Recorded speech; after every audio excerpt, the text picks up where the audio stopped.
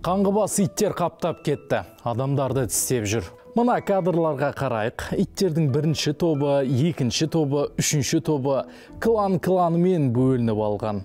Маңғыстау облысында қаптап кеткен иесіз иттер тұрғындарға зиян тигізіп жатыр. Ал оларды атуға болмайды.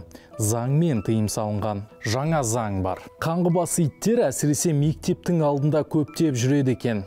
Балаларға қауіпті. Не істемек керек? Жаңа заң бойынша оларды аулап панажайларға орналастырады 2 айға. Бәлкім осы 60 күнде біреу-міреу оларды асырап алар деген ой. Асырап алады, я. Енді осы иттерді аулап алатындар қайда? Бұрын сол баяғы иттерді атушыларды аулаушы қылуға болмай ма? Әлде иттерді аулау үшін арнайы білім керек пе? Так, балалар, иттерді ату үшін ең алдымен қол керек. Түсінем, гуманизм, жануарларға